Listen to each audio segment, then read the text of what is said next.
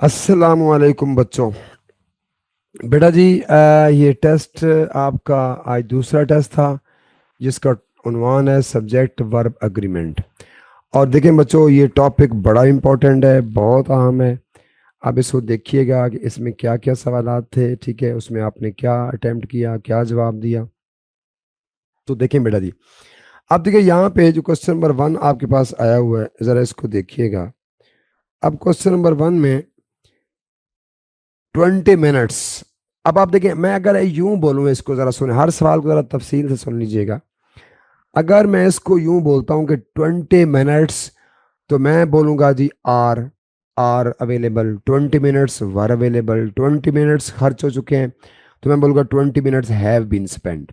अब आप देखिए, इनके बाद मैं क्या बोल रहा हूं, मैं बोल रहा हूं वर्ब प्लूरल।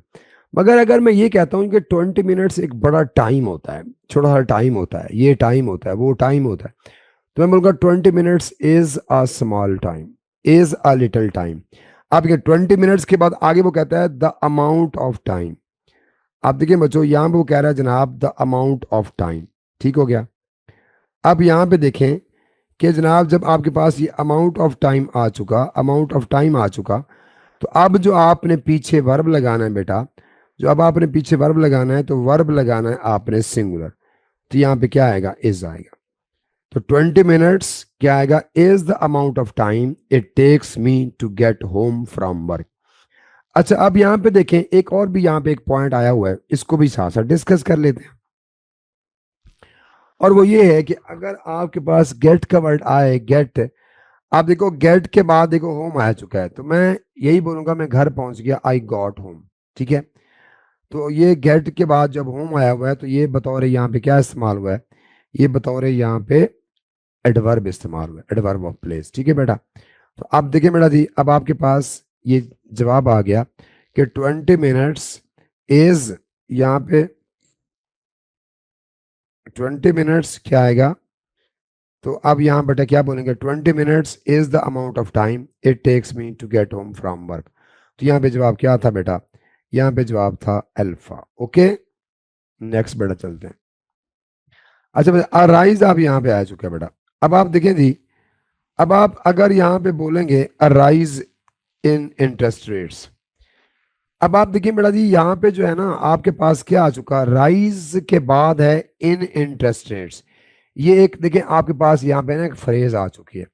असल जो इसके मुताबिक मैंने वर्ब बोलना है, तो वो मेरे पास है राइज। अब राइज यहाँ पे देखो आर्टिकल ए के साथ ये नाउन बन गया। अब इसके बाद जो आगे वर्ब आएगा, तो बेटा वो वर्ब आएगा सिंगुलर।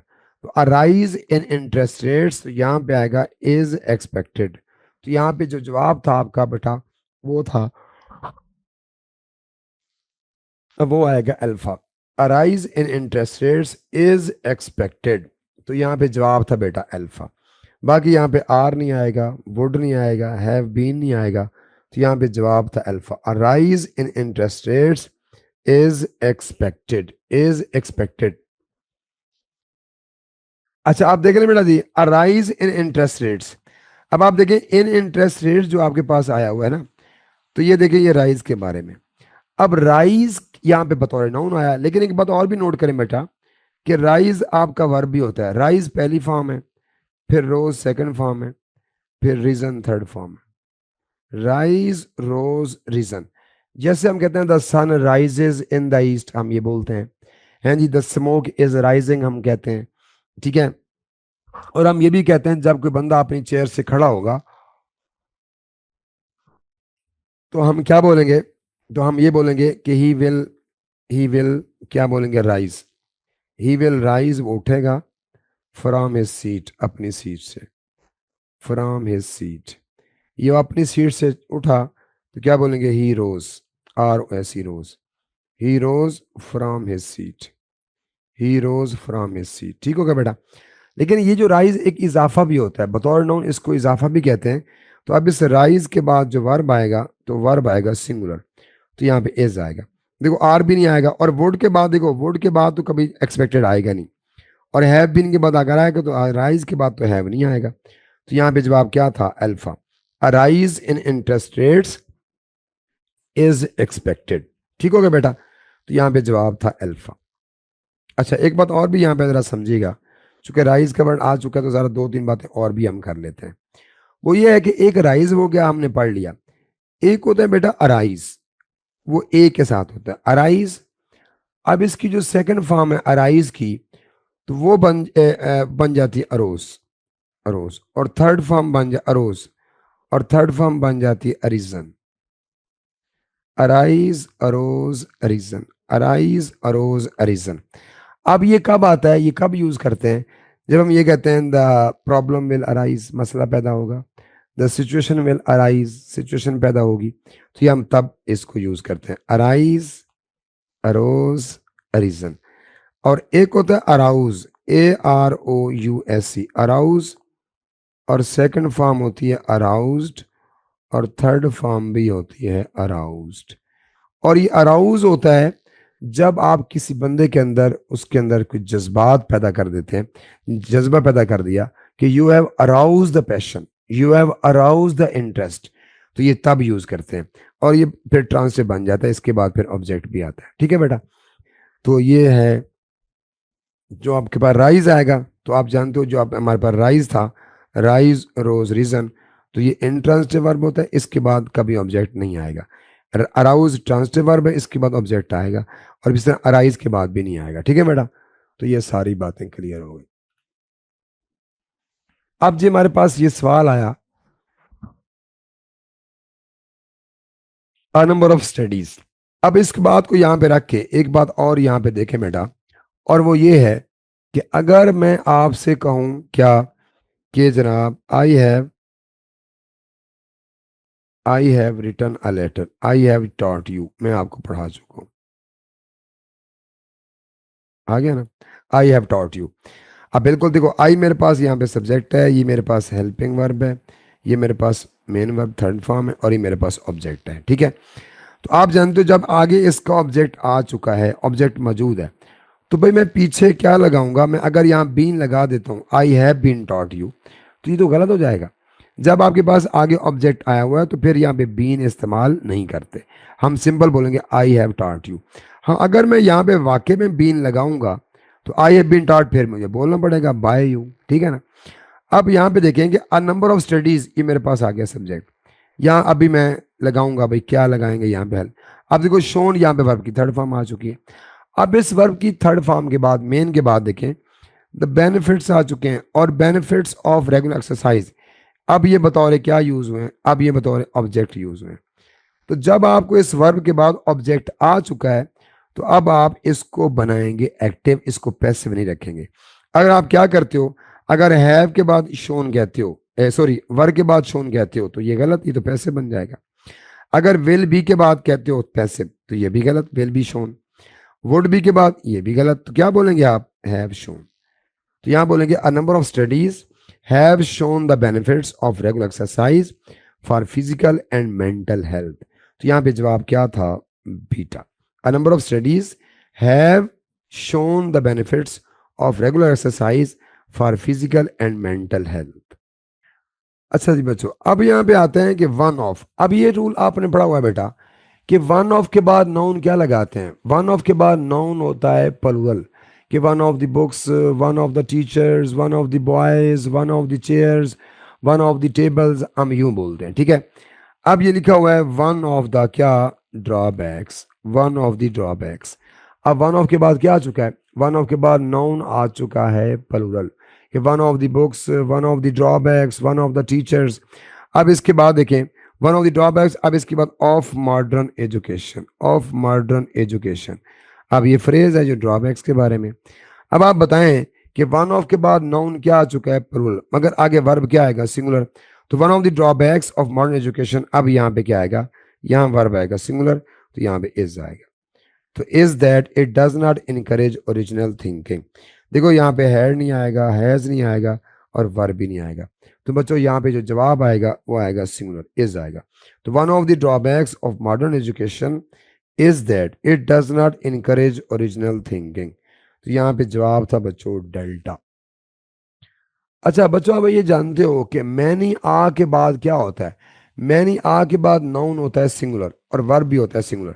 अब आप ये बोलते हो, आप ये कहते हो मैनी आ, देखो मैनी आ के बाद मैं नाउन क्या बोलूंगा, singular. Many a boy, many a doctor, many a teacher. तो मैनी आ के बाद जो नाउन आएगा तो वो नाउन आएगा सिंगुलर। आगे वर्ब भी आएगा सिंगुलर, तो यहाँ पे इज आएगा। Many a boy is absent, हम ऐसे बोलते हैं, ठीक है बेटा।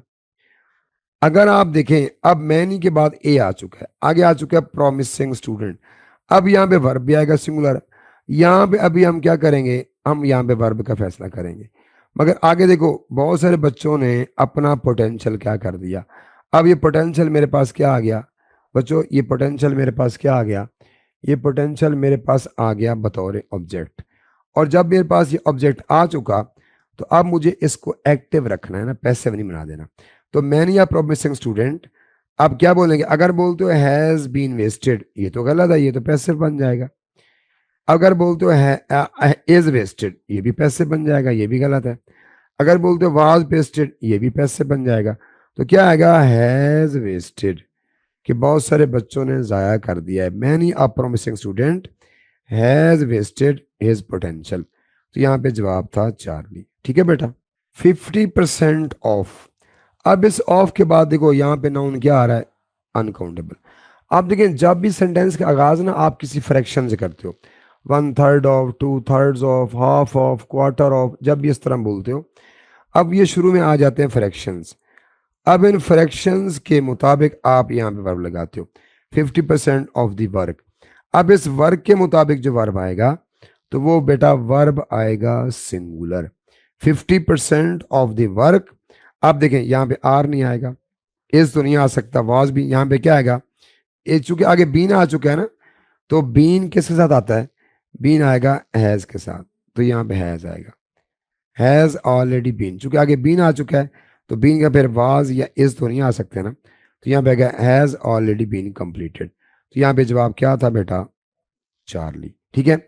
50% of the work has already been completed, Charlie option था। ओके, चलिए बेटा, ये सवाल भी बहुत आसान था।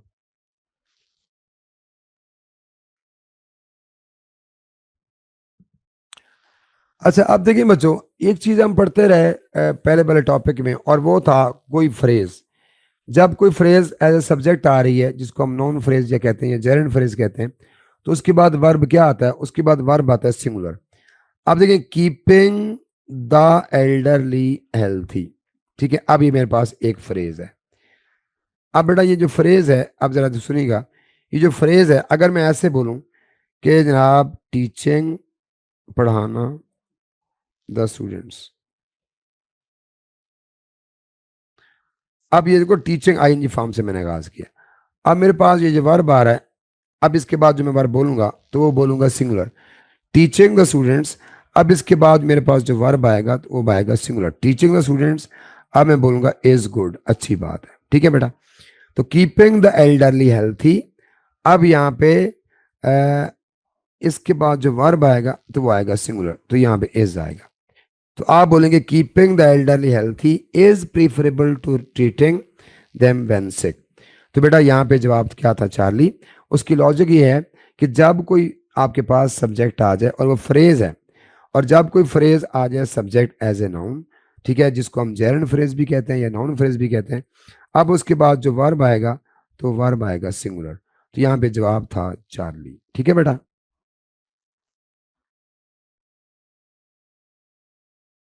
Politics is perhaps the only one of the professions. अब बताओ, देखिए, वन ऑफ के बाद जो नाउन आएगा, तो वो नाउन आएगा plural, one of the professions, ठीक है। अब आप देखिए, हालांकि विच आ चुका है, और ये रूल आप पढ़ चुके हो। क्या रूल होता है, अगर कभी हुआ आ जाए, या बेटा विच आ जाए, या दैट आ जाए, जो नाउन इनसे पहले होगा, वर्ब उसके मुताबिक होगा। अब विच से पहले प्रोफेशन था, तो प्रोफेशन के मुताबिक रिक्वायर होता, मगर क्या आ चुका है, चूंकि पीछे ओनली आ चुका है। अब ओनली की वजह से मैं विच के बाद जो वर्ब बोलूंगा, तो वो बोलूंगा सिंगुलर। तो यहाँ पे आएगा विच रिक्वायर्स, यहाँ पे क्या आएगा, विच रिक्वायर्स। तो बेटा यहाँ पे जो जवाब आएगा, तो जवाब आएगा डेल्टा। उसकी लॉजिक फिर सुने। अगर मैं यहाँ पे ये बोल दूं बेटा कि ही इज, मैंने कहा जी one of the boys, he is one of the boys, ठीक है। अब बॉयज के बाद क्या आया, हु आया। अब हु से पहले क्या था, बॉयज था ना। तो बॉयज के मुताबिक क्या होता, आर होता, ठीक है, आर गुड हम कहते हैं। मगर अगर मैं यहाँ पे लगा दूं ओनली, अगर पीछे ओनली का वर्ड आपके पास आ जाए, अब हु से पहले यहाँ पे बॉयज था, अब बॉयज के मुताबिक आना चाहिए था यहाँ पे आर, मगर ओनली की वजह से अब यहाँ पे आर नहीं आएगा, अब यहाँ पे क्या आएगा, इज आएगा।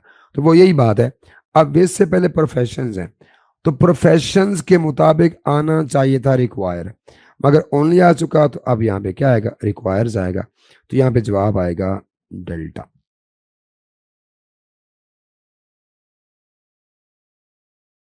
और बच्चों अब चूज द करेक्ट स्पेलिंग, अब यहाँ पे आ गया हेट्रोजेनियस। अब आप जानते हो ये हमारा अल्फा जवाब था, इसकी ये स्पेलिंग है। अब आप देखिए बेटा जी, अब जरा ये जो आपका टॉपिक था, अगर इसको अगर मेन बातें अगर मैं थोड़ी सी ऐसे रिपीट कर दूं, तो वो ये है कि जैसे आप बोलते हो the number of, a number of, तो आप जानते हो द नंबर ऑफ के बाद वर्ब क्या होता है, सिंगुलर, और आ नंबर ऑफ के बाद वर्ब क्या होता है, प्लूरल। आप बोलते हो the number of boys is absent, a number of boys are absent, ठीक है बेटा। और एक और आप जानते हैं कि जब कभी दो नाउन आ जाए, एक नाउन पहले हो एक उसके बाद में हो, तो अगर दरमियान में ये वर्ड्स आ जाएं, with, together with, along with, तो आगे जो वर्ब आएगा, आगे जो वर्ब आएगा तो उसके मुताबिक पहले जो पहले शुरू में नाउन होगा उसके मुताबिक आएगा। अच्छा फिर बच्चों हम कहते हैं एक होता है मैनी आ, एक होता है आ मैनी। अब मैनी आ के बाद देखिए, मैनी आ के बाद नाउन भी सिंगुलर, वर्ब भी सिंगुलर। अगर मैनी से पहले ए आएगा, आ मैनी, तो आ और मैनी के दरमियान में एक तो एडजेक्टिव आएगा, a good many, a large many, फिर आगे नाउन भी प्लूरल, फिर आगे वर्ब भी प्लूरल, ठीक हो गया। अच्छा फिर इसके बाद अगर किसी सेंटेंस का आगाज आप किसी फ्रैक्शन से करते हो, आप कहते हो 1/3 of, 2/3 of, half of, quarter of, अब इस ऑफ के बाद जो नाउन होगा तो वर्ब उसके मुताबिक। हम कहते हैं 1/3 ऑफ द बुक इज होगा और 1/3 ऑफ द बुक्स आर होगा, ठीक है बेटा। अच्छा फिर बच्चों हम कहते हैं एक होता है नीदर नॉर, इधर or, not only but also. तो neither nor, nor or, but also के बाद जो सब्जेक्ट होता है वर्ब उसके मुताबिक होता है, ठीक हो गया। कि मैं तो neither Ali nor his brothers, तो वर्ब आएगा ब्रदर्स के मुताबिक। और अगर मैं ऐसे बोलूंगा neither of, either of, each one of, every one of, none of, अब इन सब के बाद नाउन आता है प्लूरल मगर वर्ब आता है सिंगुलर। तो one of the boys is absent, है जी, neither of the boys is absent, है जी, तो each one of the boys is absent, तो इन सब के बाद नाउन प्लूरल और वर्ब सिंगुलर आ गया बेटा, ठीक हो गया। तो ये अगर कोई आपको किसी किताब का नाम आ जाए, किसी ड्रामे का नाम आ जाए, तो उसके बाद भी वर्ब आता है सिंगुलर, ठीक हो गया। तो अगर किसी कोई कलेक्टिव नाउन की बात करते हैं, हम कहते हैं अ कॉयर ऑफ सिंगर्स हैं, हम कहते हैं अ पैनल ऑफ एक्सपर्ट्स, तो इसके बाद भी वर्ब क्या आएगा, सिंगुलर। अच्छा फिर बच्चों हमने कहा कि अगर कभी आपके पास ये जो आपके पास क्या होते हैं,